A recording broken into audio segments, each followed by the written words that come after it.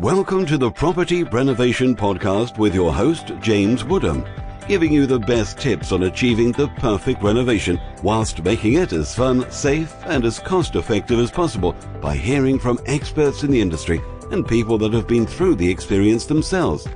Let me introduce your host, 3 times award winner of leading renovation website House and over 15 years in the industry, renovating just over 200 properties, James Woodham. Hello guys, and welcome to episode 21 of the Property Renovation Podcast. This is a live video and audio podcast, and we are showing this in our Facebook group, which is facebook.com/groups/ the Property Renovation Podcast. And today I just wanted to talk to you about how to spot a cowboy builder. I've got a list of things that will help you spot one out, and I'm just going to talk through to them. I'll talk through them, and then I'll summarize at the end. So, offering cheap quotes or estimates. Now, if you feel like you've got something that's too cheap, then it probably is. You should be able to compare that with other quotations. And quite honestly, if it seems too cheap, then what will happen is that if it's been worked out that the quote is too cheap, then it's probably because there is a lot of cheap materials that the builder will buy, and unfortunately you will only find this out later on down the line. So a cheap quote is measured against cheap materials and poor quality materials, so best to avoid it really. If someone is unwilling to put a quote or an estimate in writing, then you should be worried about that. That should flag some alarm bells. Never agree to any costs verbally. If a builder is not willing to write down anything, then there is no proof that the cost was agreed. So you could end up finding yourself in a situation where you said it cost this much, the builder denies that and says it costs a lot more. And you don't want to find yourself in a situation like that. If a builder only accepts cash, now, you know, it's very tempting to accept a job, if you pay cash, because you've probably been saving up for a considerable amount of time. You know, it's not a cheap job to have done.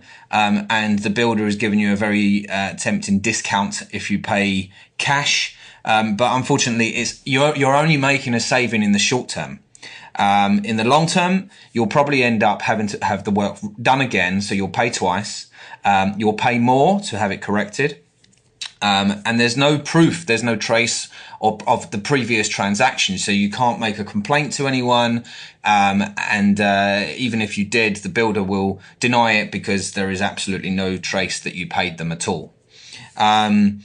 If someone is unwilling to offer any references, showing that they've done a good job in the past. Now, the thing is, a good builder is always proud of their work, and they love people talking and someone talking good about them, or hearing that someone talked good about them and about their work. So if a builder is unwilling to give any references, then or takes too long to get them, then you should just be wary about that.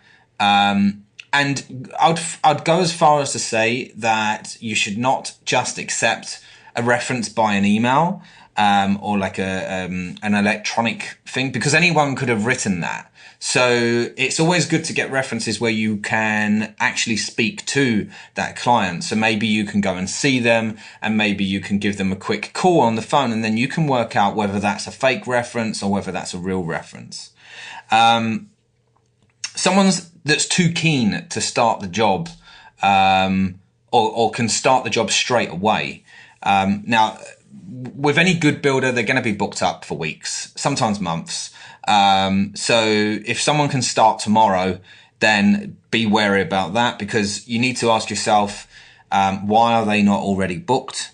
So it will obviously mean that no one else wants them, and they cannot get any other work. So that's why they can start tomorrow. So always, be a bit wary about that one as well. Someone that's unwilling to offer you details about their business. You need to be seeing details about their business from a website, a business card, both with a landline number on there and a mobile number on there. Or perhaps they're like signed up to a lead generation site. There's various ones out there, Checker Trade and My Builder, just to name a few, but there are others, and maybe they're on there. Maybe you can just quickly do a Google search and find out a little bit more about them. But if they're unwilling to give you any details about their business, then you shouldn't be hiring them in the first place. If a builder claims to be a member of a trade association when they're actually not, then there's quite easy ways to find that out.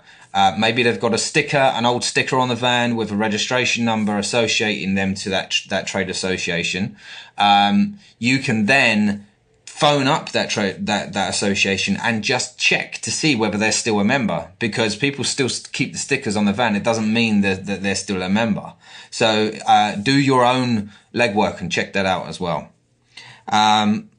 Someone that doesn't offer you a contract or doesn't want to sign one that you give them, I would probably stay away from as well.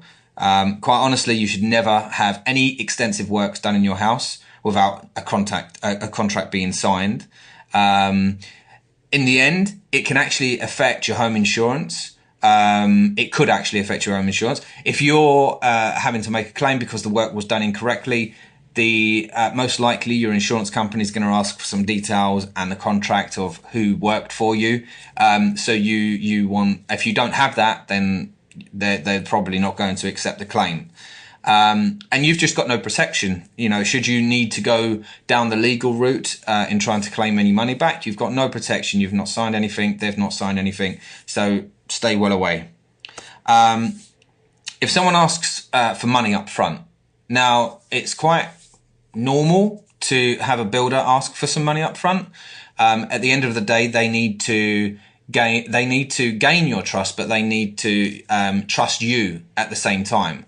And if they're being booked in for some work, that's a slot in their time where they're not going to be able to get it somewhere else. So they need to know that you are serious in hiring them in the first place. But the deposit money should actually be used to purchase the materials, so that they're not wasting a day or two running around when they could be starting the job going to collect materials. These should already arrive to the site first day. It should be no more than 30%. So just remember, don't pay anyone, don't pay anyone any more money other than the deposit until you start to see progress in the job. And to measure that, you can already, before the project starts, agree some milestones with your builder to say, right, okay, well, when the next stage is done, I give you this amount of money. That's a good way to do it. And then finally, giving a detailed quote and a schedule of work, but then not following it. So a builder's quote should always be detailed. It can't just be, I'm going to do this and it costs this much, and it's 2 lines on a piece of paper. It needs to be very detailed, listing each task, what they're going to do, when they're going to do it, how they're going to do it, and what with. So, in other words, it can be called a method statement, but you need to know how that job is going to be done, when it's going to be done, what materials they're going to be using to do the job, that's what you need to be seeing. So just to summarize, if someone offers you a cheap quote or an estimate, don't accept it. If someone is unwilling to put a quote or an estimate in writing, don't accept it. If they're only accepting cash, stay well away. If they're unwilling to offer you any references, be suspicious. If they're too keen to start the job straight away, also be suspicious about that. If they're unwilling to offer you any details about their business, stay well away. If they claim to be in a trade association, then check it out and check that they are. And if they're not, then ask them why they still are displaying that they are. Doesn't want to sign a contract that you offer them or doesn't offer a contract, stay well away. If they ask for any money up front, just make an agreement with them in terms of milestones and how much money they need up front, and make sure that money is actually just for the purpose of materials and securing the project. And finally, giving a detailed quote schedule of works. So you need to be seeing lots of detail about what they're going to do, how they're going to do it, what materials they're going to use, and when they're going to do it. So that's it for that episode. Just to finish off, I just want to mention that we've got something very special going on at the end of this month. On the 31st of October, we are going to be launching the Akiva Toolkit. And this is designed, basically, you could go onto a website. If you've never done a project before, and you can't quite afford some project management, then this is designed to completely organize your renovation. 10 documents, you can download them all in one go.